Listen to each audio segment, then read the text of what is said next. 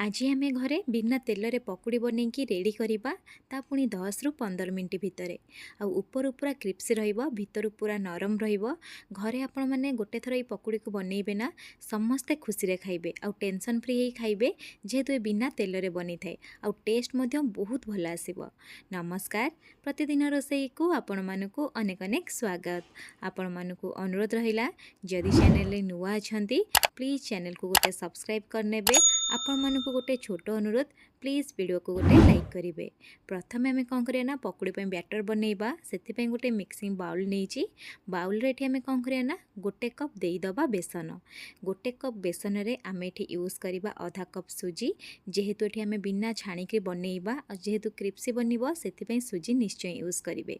जी बेसन ने तार अधा सुजी ने आ गोटे आलू को मुझे कौन कर चोपा छड़े ग्रेट कर आपड़ चाहिए छोट छोट पीस रे काटिक दे पारे आ चोपा छड़े ग्रेट कर सारापर 2 थर धोईक ही देवे। तापर ये आम कौन करवा गोटे पियाज को देदबा। जदि आप बिना पियाज रसुन बनाऊे ताले पियाज को ये स्किप करेंगे। अल्प किसी धनिया पत्र काटिक दे दूची आप चाहिए भूसम पत्र दे पारे ता सहित अल्प किसी कंचा लंका को काटिक देदबा। एबे आम कौन करना 2 रु 3 चामच दही यूज करवा। आपण मन निश्चय क्वेश्चन आसुथिबो पकुड़ी किए दही यूज करे जेहेतु आम सुजी यूज करचे दही देवे टेस्ट भल आसीबो। स्वाद हिसाब रे लुण देदबा। लुण दे सारा पर आम कौन करना मिसई नवा।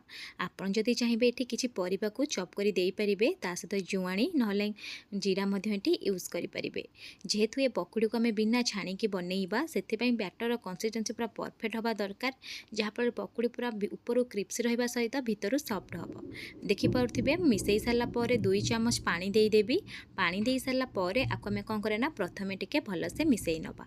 मिसई सारापर कभर करिकी 5 मिनट छाड़ीदेवे जेहेतु ये सुजी रे आम पकुड़ीटा बनाऊे से रेस्ट हो गले बहुत भल टेस्ट आसब। 5 मिनट हो गला मुझे कौन कर कभर काढ़ी नौची। आपण मैंने देखिपे पूरा बैटर कंसिस्टेंसी पूरा परफेक्ट अच्छी सहित सुजी भलसे फुली जाइए। गोटे मिनिट या भलसे मिसई नेबे। ए पकुड़ी को आम बिना खाइबा सोडा बनईकी रेडी करवा ता सहित बिना तेल रे देहपाई बहुत हेल्दी। चलतु बनइबा। प्रथमे गोटे पैन बसई फ्लेम को मीडियम टू हाई रखिकी पैन को भलसे गरम करेंगे। तापर अल्प टिके तेल को जस्ट गोटे बुंदा तेल को ये ग्रेस करनी आपड़ चाहिए तेल को ये बुंदाए तेल को स्किप करेंगे। ता सहित जो तेल टे गरम हो अल्प टिके पानी छिटा देवे जमी आप दोसा बनाए ना से ये बनइबे। पानी छिटा दे सारापर फ्लेम को लो करदे। लो फ्लेम रे आम ये कौन करना जमी आम पकुड़ी टाइप बनाए से छोट छोट देदबा।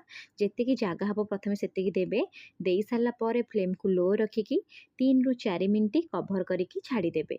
3 रु 4 मिनट हो गला मुझे कभर काढ़ी नौची आपण मैंने देखिपे ऊपर पूरा शुखला टाइप हो गला सहित आप तलपटू देखिपे पूरा ब्राउन टाइप हो जाए। आम कौन करना आपको जस्ट उल्टे नवा आराम से पूरा उल्टे हो सहित आपण मैंने हाथ में एमती उल्टेबे ना पूरा उल्टे हो आप देखई दूचे हाथ में काढ़ी देखूँ केते क्रिप्सी बनी गोटे पट आ गोटे पट को सेहीपरि उल्टेकी 2 रु 3 मिनट छाड़ीदबा लो फ्लेम रे।